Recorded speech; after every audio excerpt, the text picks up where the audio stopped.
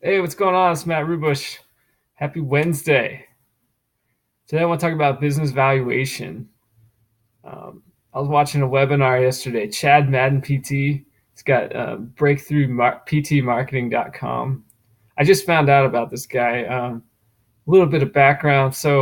I'm an accountant. I'm not a physical therapist, but my wife's an accountant. We've been married more than 6 years. So secondhand, I've heard a lot of different things about the business and how it operates, and so now I'm looking to kind of take it to the next level. And I told my wife about this, a couple of weeks ago, and she's always very supportive. Anytime I want to do some new adventure, she's just on board and sending me links about this and that, and you should try this. And I'm like, wow, it's amazing. It's great to have someone in your life that can really support you like that. Um, So anyway, yeah, Chad Madden, he's talking about like how do you value your business? I mean, it's applicable to any kind of business really, but specifically PT businesses. And a lot of people, they work their business, and it's kind of like it's more like a job really. They're just working all the time, and they're making a decent income. But when it comes time to sell, that business isn't worth as much as they think it is, because a lot of the success depends on the owner and the work they do day in, day out. If they were to step away, there's really not that much there. And so really the focus needs to be on building the asset, building the business up, so that um, you have systems in place, right? You have something that it can function without you.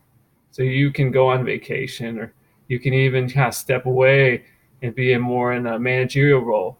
You just um, get the right people in place, and that kind of thing. And that takes time. Like, you got to really scale up. And so a lot of his programs, like, it's all about, yeah, it's amazing stuff. I want to learn more about it. Just kind of optimizing the practice, and kind of like at what level. If like, if you got this much sales, how much do you spend on marketing? How much staff do you need?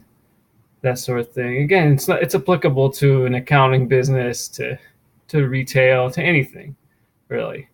Um, so yeah, I thought it was amazing, and really what I took away, like some great quotes, like a lot of great things I took away. But the biggest thing that stuck with me was that if the owner is trading time for money, then there's little to no equity.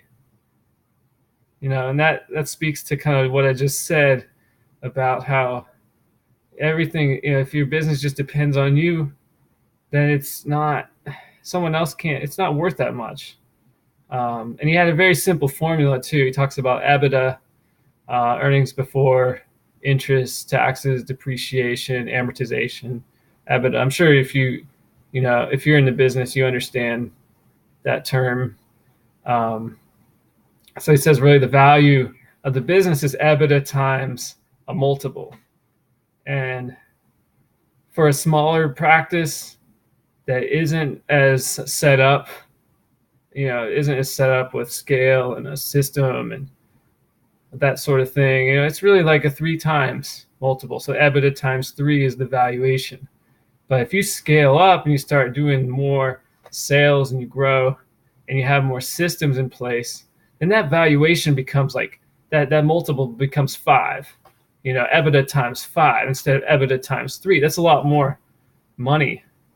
So you really got to think about, kind of as you're working, our time is finite. And so your business has to be kind of an asset you're working on all the time. You're building it, you're growing that valuation, you're getting those processes together that then become systems.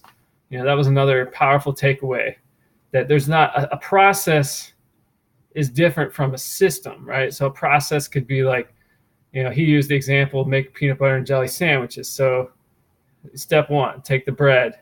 Step 2, peanut butter, put peanut butter on it. Step 3, put jelly, put it all together. That's a process.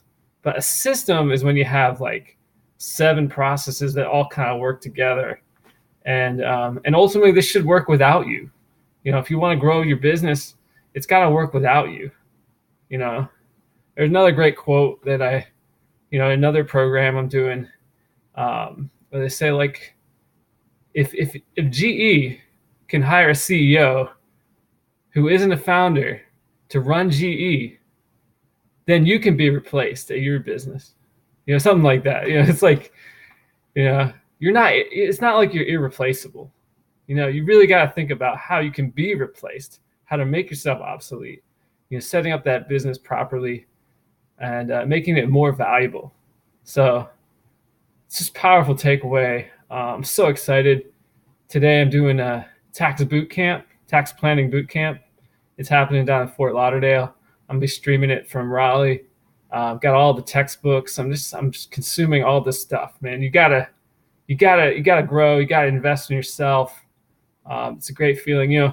Going back to Chad Madden, he said, like, in 2010 he had he was in such a funk. Business wasn't going well, and he was just kind of depressed. And that lasted about a year. But what really turned it around for him was he started investing in himself. He bought a program, learned about business plans, and then from that point on, he just started growing, like, just really crushing it. Now he's got 3 clinics. He's competing against all the big players, the big companies, but he's really differentiated himself through the marketing and that direct access and that sort of thing. But at the same time, he's doing this whole, consulting kind of coaching thing for like 800 different practices and doing boot camps all around the country. It's amazing. Yeah, truly amazing. If you just invest in yourself and just always try to grow, like, every day, work on those processes and just get better and better at what you do. And, like, you set your long-term goals, but your habits every day, every week, every month, every quarter, every year have to be directed towards those goals. So anyway, I'm so excited. Um, have a good day. Go out and crush it. That's all I gotta say. Peace out.